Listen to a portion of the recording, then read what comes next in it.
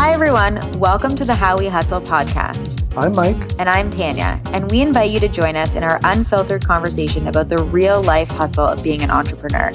For more information about the podcast, check out howwehustlepodcast.com. Make sure to follow us on Instagram at How We Hustle Podcast, where you'll get notable quotes from our episodes and updates on live new episodes. So head over to Instagram and follow us at How We Hustle Podcast. So over the month of August, I have been taking a bunch of sales training and to try and take my phone call skills to the next level. And one of the things that I've really taken from that is this idea of like pain points and what is it costing the person to not solve this problem. Because you and I have talked on previous episodes and all the time about this idea that people don't buy features, they buy feelings. But I think that that's missing like one key aspect to sales calls, which is like, what is it costing them? So I guess I've transitioned the way I do it. Like it used to be, I would really talk to people about how they would feel when they became an author, how would that feel? But there's an extra element that I now start focusing on, which is like, what is going to happen if you don't solve this problem? What's going to happen to your business? Like, how much longer can you keep doing it, et cetera, right? Like I'm focusing on the pain points, and you want to get really personal. But to be able to do that, you can't just pick up the phone and be like, hey, like, is your wife going to leave you if you don't solve this problem right now, right? You have to build up to it. So you have to create rapport. Rapport is the most important starting point, because once you have rapport, then people will allow you to really get into the nitty gritty of what it's costing them not to solve this problem that you solve, right? Mm-hmm. So that is something that I am kind of like practicing now. Practicing this whole concept of not only doing it, but like becoming comfortable with it, because it's almost like the more personal and uncomfortable, I guess is the word, the more uncomfortable the questions are, then the more the person you're talking to realizes that there's a problem. And when the person you're talking to realizes that there's a problem, that is when you're going to be able to get through to them and turn them into a customer, right? Mm-hmm. And I feel like also remembering that you don't need to convince them. Like, they got on this call with you because they want the solution. They recognize they have a problem, and just reminding them about this problem, and that like, what is the solution worth for them? Like, so much of like, what is the problem costing, but also what is the solution worth? So if you're talking to them about like, what would that be worth to you? Don't just like keep it super general. Like, be like, well, what would one client be worth to you? What do you charge for one client or one customer or one patient? What are you going to make from that? What's going to happen if you don't get that? And what's going to happen if you don't? Like, my saying with that, or my mantra with that, is like, a little bit of fear never hurt anyone. Because the thing is, that's the reality of it. If they continue to do nothing, what is going to happen in their life? Because even if they stay stuck, that's not going to just like their finances, their life, their situation is not going to just stay exactly where it is. It's probably going to deteriorate even more. So it's all about getting the client to see the problem clearly, so that you can get them to the point where they're willing and able to do something about it. I like to call it the doctor frame, which I think I mentioned on a previous. Mm-hmm. It's like the doctor frame. It's like when you're on a sales call, you're really not there to sell anything per se, as crazy as that sounds. And that's why a lot of people don't necessarily call them sales calls. They call them like strategy calls or breakthrough calls.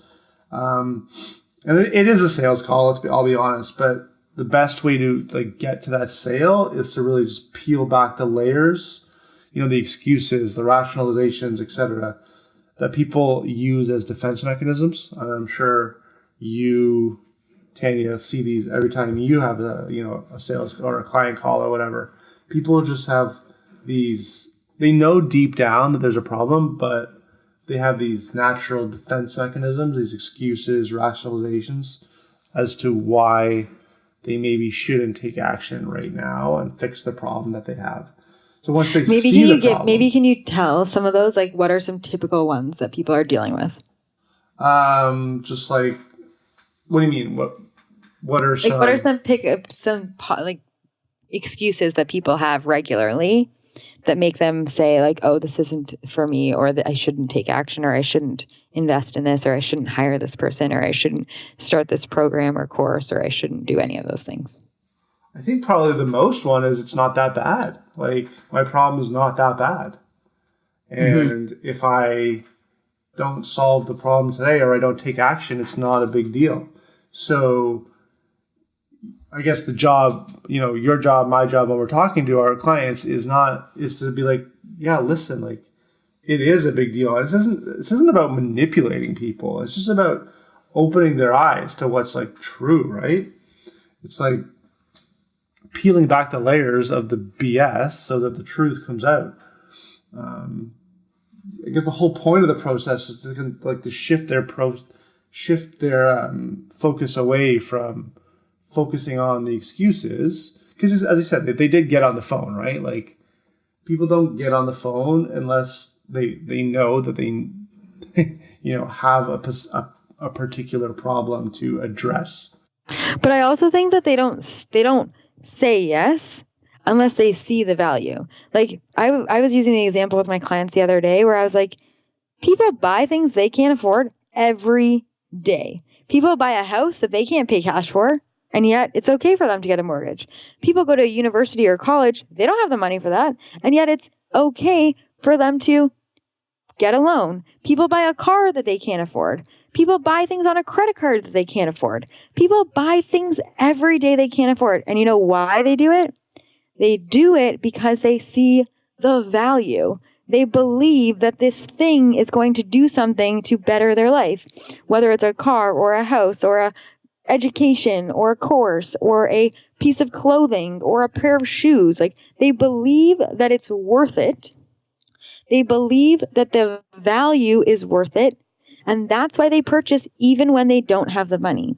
So if people don't see the value, they don't see that this is the solution, that this is going to be the thing that changes their life, that this is going to give them something that they really want, that this is going to do something to make their life better. If they don't see that value, they are going to say, this isn't right for me. I don't have the money. I'm not sure. I have to ask my spouse. I can't afford it right now. I have to get this thing. I have to do this thing. If people see, because like if I told you that I was going to give you $1,000, if you gave me $1,000, that I would give you $100,000 and we would just trade. You trade me $1,000 and I will give you $100,000. No one's going to say no to that because that's free money. But yet, if they don't see it as like the most ridiculously amazing, they can't even believe that this is available to them kind of an offer, they're not going to purchase.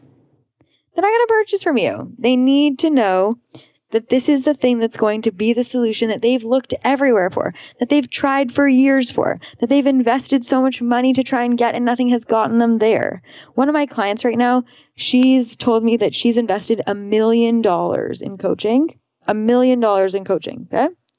And she spent $50,000 on like investing in her business since May. It is, I believe, August still. So in the past, 4 months, she's invested $50,000, not all of it in me. And she told me that I've been the best investment that she's made because like she's gotten results. So people are trying for years and years and years and years and years and years to get the result that they get. And some things will be a good investment. Some things won't. And we need to be the great investment. They need to see the value so that they're willing to invest when they've been burned before, or like that they're willing to invest the money because they see that this is their solution. Right. And for them to see the solution, like people and buyers are not going to buy something if they don't believe there's a problem.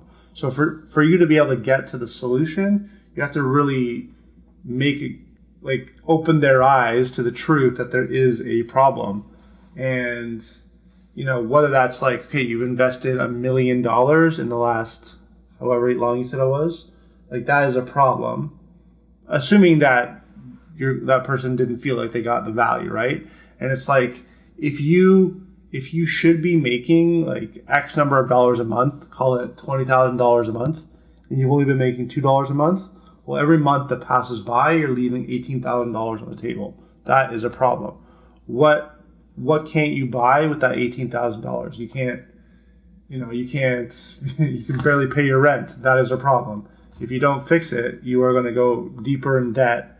That is a problem. So these are all like opening people's eyes to the problems.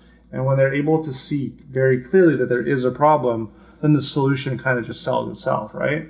So this is something that I am getting better at. And a lot of these questions can be uncomfortable. Like asking someone how much longer they can,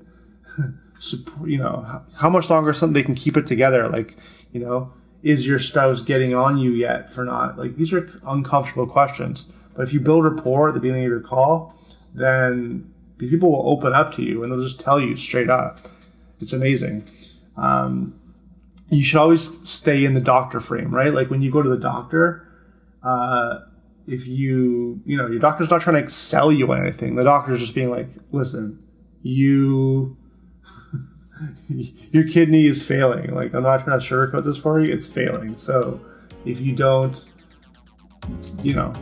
get the solution, like this is the problem and this is what's going to happen. You're like, oh, I don't want that. I better get the solution. So those are some of the lessons that I have learned lately. And that's a wrap on another episode of How We Hustle. For more information, check out howwehustlepodcast.com.